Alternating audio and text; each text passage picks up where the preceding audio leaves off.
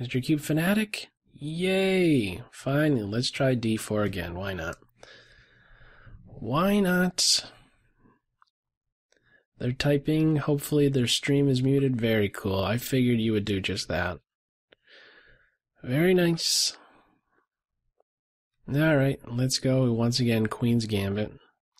Let's go with Queen c2. I'm not so quick to just play a Gambit. So pawn takes, queen takes, and now...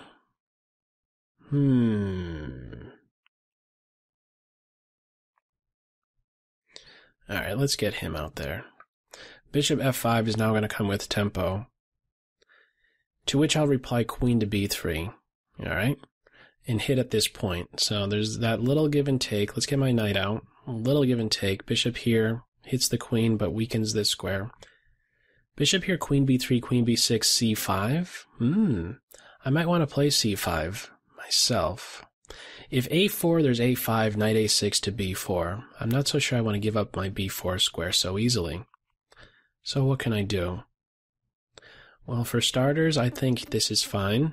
There might be takes, and now b5. Maybe I should have done a rook move first. Yeah, I'm thinking instead of making the bishop move, I should have done this. I think, okay, wow. Alright, I'm going to play here. I'm assuming, well, this is a little bit awkward now. How do you defend this? Rook a7? Yeah, that's tricky now, isn't it? Okay. Castle? Yeah, I'm not afraid. I'm not afraid of this take here, b5. I'm going to drop back and eventually I'll play a4. There might be a way to soon exploit the rook position on a7. h3 is something I will eventually do. Maybe black could try to run after the bishop pair, the knight for bishop exchange. Knight there is another move. Alright, let's get here, opposite the queen. I'm also watching over this square so that there's, if my knight goes elsewhere, there's not going to be any knight d2 moves, which would be a fork. So my rook is there to defend. Oh, actually, am I not just winning this pawn? Okay, you have to do that in-between move first, but now we have either a backward pawn. If I take with my queen, this pawn needs to take, and then I have good control over the c-file. If I take with this, well, it's not best. So I have everything I could really want from this position. I have my bishop outside my pawn chain. He's not really going to be able to contribute much, and I control the only open file. Now hang on for a second. Am I really needed on d1? Maybe it's still okay. I was thinking keep him on a1, and maybe this is still a possibility, a4. But if there's only one file and I have control over it, I don't think it's necessary to run further with opening new files. So let's just keep it as is. Let's create a flight square. If knight here, I'm going to box him out immediately with b3. I do not want to play a move like b4 because then this file will be shot down in the dark with knight b6 here. So let's make sure he's not going to do anything great. In fact, I already missed something. You know, and I saw this. Okay, it's still available. Bishop to c6 is winning the knight. I had that one move sooner, and I saw it before that knight move. I don't know. I got sidetracked talking about boxing out the knight. Bishop c7. The best thing you could do here is just take, because he's going to drop soon. So it's better to play this position down the exchange than simply down a knight where there is no imbalance. It's better to create an imbalance than to just be down a flat piece. So this knight is still having a difficult time doing anything. And I am welcome to more and more trades. That's the plan from here. I'm on this pawn. He might get trapped if e6, this bishop is short on squares. Stuff like moving the knight, f3, g4 stuff.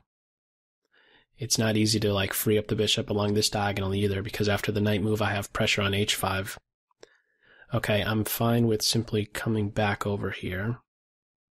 We're not coming back over, but let's just get him working. He's not needed on this closed D file anymore. I'm not sure he really ever was needed there. Okay, how do I keep it really, really simple? I don't want to create any sort of complications clockwise or position-wise. So how can I facilitate more exchanges? Well, how about this as a start? Rook here, I'm looking to take, and then take on a6. And once a6 falls, this bishop comes right to life. So it's difficult. This pawn structure alone, the d4, e3 structure, negates this bishop. And so I'm still looking to come back here and hunt down this a6 pawn. These are two unprotected pieces. Let's throw a rook on the same rank. Let's get on the same rank, if possible, of the knight and pawn. 245, less than 2 for Team Black. I really don't have any worries from this position because I have it under control. The material gain, it's tough to... well, okay, so this bishop might end up getting trapped, like I was saying. But let's just go hunt down this knight and grab this pawn, and then on b5. I think my opponent might be close to resigning, because I'm going to end up with connected pass pawns and still be up the exchange. Knowing full well I could, of course, still just give back material at any point if things get a little too crazy, and just to release any pressure that might be placed on my position, but I'm not quite sure I even see that happening from here. He's kind of a dead piece on g7. Okay, it's at that point he resigned. All right, good game. Let's go back. Yeah, that knight... the structure change was really the biggest thing here. Let's just go back into the game. Game history. Right here. And let's look from your perspective. So anything strike me as a little bit odd? Well, this move here, a6, I don't think it ties in well from this position. Like right here. Because I get to play queen b3, and this is awkward. You don't really want to... I mean, I've seen some lines with this, but it's not this position where this rook a7 move takes place. So I think there's an adjustment already needed. I wonder if after g6... Hang on, let's back up. I play pawn up here, bishop f4. Maybe at this point you play bishop f5, and you meet queen b3 with queen b6. This just seems far too weakening, the a6. I mean, another thing is that when you do have a6 in, after bishop f5, queen b3, you would really like to play b5 at this moment here. And maybe you still could. But this file is going to open up, and I'm going to be the one who benefits. My knights are on their classic squares. Still a little bit awkward for your knight to do anything. And this structure, again, here, really does a good job of knocking him out of the game. The bishop on g7 is simply biting at a rock. If there isn't an e5 or c5 move, e5 is certainly all the more difficult to get in, since these natural deployments of the minor pieces control that square. So if anything, there's this c5 break, but it's really tough to do something with the queen knight, and on top of that, I didn't point this out during the game, what do you really do with the queen? She's kind of stuck.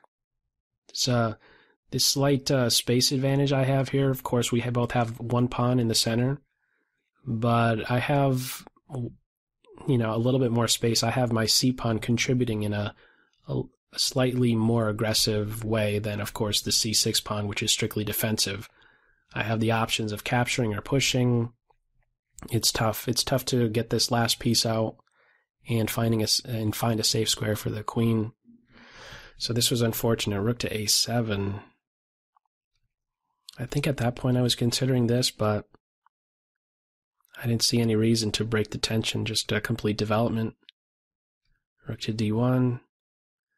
b5. Takes, yeah. And you have to do that in between move, right? Because, well, I wonder. Yeah.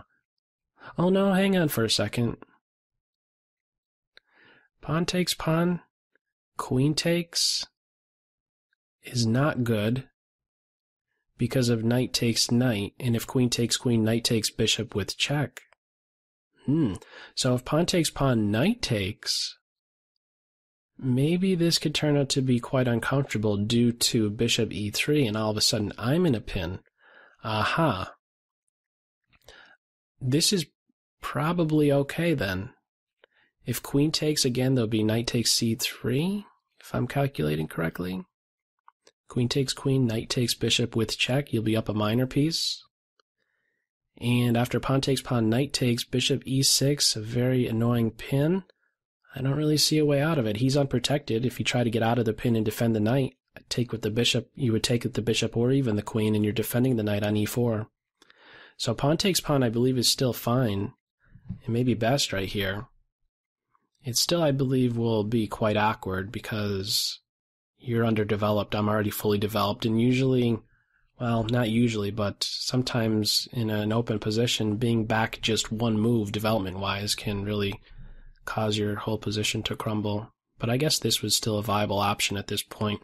I would probably consider strongly moves like a5 or a4. Yeah. And then there's just so much pressure on this square where you probably have to take. Then maybe my knight could capture and think about the c5 square. Still, even if there's not going to be some material loss, as was the case in the game, I think this is still a big issue. One piece being out of play can really hurt the position. So this structure here again knocking out that bishop. But we had this, only one open file. If you have control over it, there's no need to open up other ones that had that one move sooner. But okay, it was just boxing the knight out, and I got it one move later, and there wasn't really any hope from that point on. Okay. All right, good game. Finally, we got that game in there, Mr. Cube Fanatic. I pretty much don't want to touch this pawn because this knight will have a fast track to that square. Okay, so I don't think I need to grab him right just yet. I think my knight is going to be the one who's better suited to do just that.